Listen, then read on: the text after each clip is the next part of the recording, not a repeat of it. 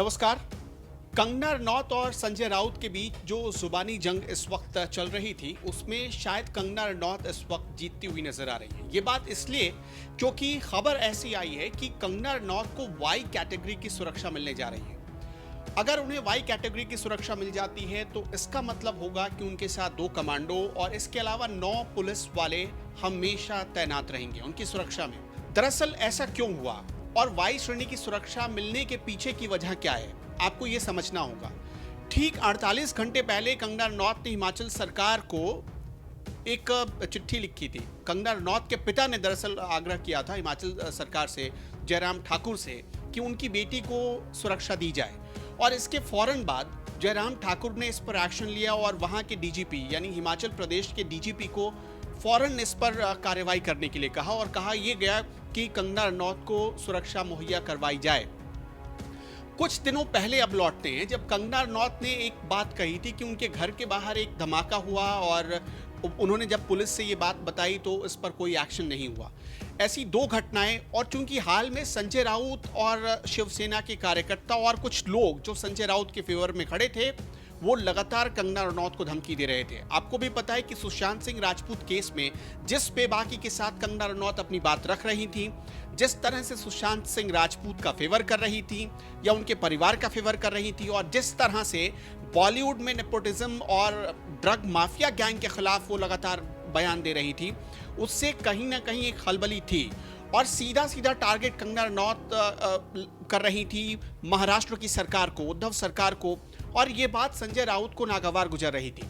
कंगना रनौत ने कुछ दिनों पहले एक ट्वीट किया कि मुंबई अब उन्हें मुंबई जैसा नहीं बल्कि पीओके के जैसा लगने लगा है। और इसके बाद आपने देखा कि बॉलीवुड भी कई धड़ों में बट गया। बॉलीवुड के कई ऐसे चेहरे थे जो कंगना रनौत के खिलाफ खड़े हो गए और कंगना को ये सलाह देने लगे कि इसी बॉलीवुड ने आपको सब कुछ दिया, यहाँ से आपकी रोजी रोटी चलती है और आप बॉलीवुड को गाली दे रही हैं, मुंबई को गाली दे रही हैं। कुछ लोगों ने इसे ऐसे लिया कि जैसे कि मुंबई पर कंगना रनौत ने बहुत बड़ा हमला कर दिया। और इसके बाद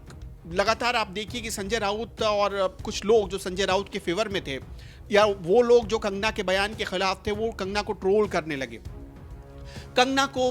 कुछ आपत्तिजनक शब्दों से नवाजा गया, कुछ आपत्तिजनक शब्द कहे गए कंगना रनौत के खिलाफ, और हमने देखा कि पिछले रविवार को वो शब्द लगातार ट्रेंड कर रहे थे, लोग उस पर मीम्स बना रहे थे और कंगना रनौत को तरह तरह की बातें बोली जा रही थी। तो ये जो हाल में ऐसी घटनाएं हुई और ये जो लगातार जो एक घटनाक्रम चल रहा था, इसी वजह से जो होम मिनिस्ट्री है उसे ऐसा फैसला लेना पड़ा कि कंगना रनौत को वाई कैटेगरी की सुरक्षा मिलेगी। हालांकि अभी तक इसकी कोई पुष्टि नहीं हुई है होम मिनिस्ट्री की तरफ से, लेकिन कंगना रनौत को अगर वाई कैटेगरी की सुरक्षा मिल जाती है तो समझिए कि ये जो लड़ाई चल रही थी, इस लड़ाई को कंगना रनौत एक तरीके से जीत गई हैं।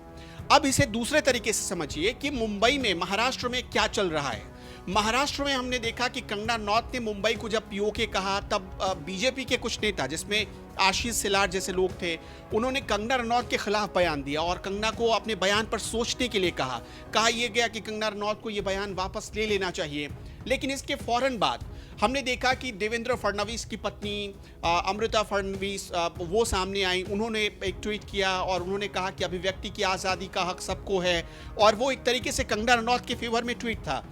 इससे ये पता चला कि मुंबई के जो बीजेपी के टॉप लीडर्स हैं या जो टॉप लीडरशिप है बीजेपी की, वो ये चाहती है कि कंगना रनौत सही हैं। वो ये मानती है कि कंगना रनौत अपनी जगह पर सही है, और इसी वजह से बीजेपी के जो बड़े नेता थे, जिसमें देवेंद्र फडणवीस को भी आप ले सकते हैं, उन्होंने भी इनडायरेक्ट रूप से कंगना को सपोर्ट किया। यहाँ तक कि जो बीजेपी के प्रदेश अध्यक्ष हैं और बीजेपी के प्रवक्ता राम कदम, उन्होंने भी कंगना रनौत को सपोर्ट किया और एक तरीके से मेंटल सपोर्ट किया, जिससे कंगना रनौत का मनोबल और बढ़ गया। और हमने देखा कि उन्होंने कल, कंगना रनौत ने यह भी कहा है कि शिवसेना की, माफ कीजिएगा कंगना रनौत ने नहीं, सबसे पहले हम बात कर लेते संजय राउत की, जिन्होंने ट्वीट किया था और उन्होंने कहा कि शिवसेना की ये नीति रही है कि देश पे कोई भी महिला हो उसका सम्मान करें। संजय राउत ने अपने ट्वीट में ये भी कहा है, हम आपको वो भी दिखा रहे हैं, अपने ट्वीट में कहा था कि शिवसेना की नीति शिवाजी की राह पर चलने की रही है और शिवाजी की नीति रही है कि एक भी जो महिला है उसका सम्मान करो, उसे आदर भाव से देखो। लेकिन जो कंगना रनौत के लिए जो बयान आया था संजय राउत का, उसमें कहीं से ये बात झलक नहीं रही थी। ये बात ऐसी लग नहीं रही थी कि शिवसेना के भीतर या संजय राउत के भीतर किसी महिला को लेकर कोई सम्मान है। जिसके बाद संजय राउत भी ट्रोल हो गए थे। तो अब कंगना रनौत और संजय राउत के झगड़े में क्या हुआ, एक नतीजा और निकल कर आया कि जो शिवसेना है या शिवसेना की जो लीडरशिप है वो एक्सपोज हो गई, संजय राउत एक्सपोज हो गए। जो शिवसेना एक हार्डकोर हिंदुत्व वाली पार्टी मानी जाती थी, अब उसके संपादकीय को जब आप पढ़ेंगे तो उसमें जो आर्टिकल्स लिखे जा रहे हैं उससे देखकर ऐसा लगता है कि शिवसेना शायद सरकार बचाने के लिए भटक चुकी है। और कंगना रनौत इसी बात को लेकर लगातार टारगेट कर रही थी शिवसेना को इसलिए भी टारगेट कर रही थी क्योंकि सुशांत सिंह राजपूत केस में मुंबई पुलिस का पूरा बचाव किया था उद्धव सरकार ने, और ये बात कंगना लगातार कह रही थी कि मुंबई पुलिस आरोपियों को बचा रही है, मुंबई पुलिस ड्रग माफिया को बचा रही है। और शायद इसी वजह से जो ये लड़ाई शुरू हुई, ऐसा लगा होम मिनिस्ट्री को कि जो थ्रेट है कंगना के खिलाफ, क्योंकि कंगना एक पर्सनालिटी हैं और उन्होंने कई ऐसी फिल्में की हैं जो राष्ट्रवाद के इर्द गिर्द रही हैं, तो शायद सरकार को इसलिए भी लगता हो ऐसा। वो लगातार प्रधानमंत्री को फॉलो भी करती हैं, वो लगातार अमित शाह को फॉलो भी करती हैं, और शायद इसका फ़ायदा एक कंगना रनौत को भी मिला हो।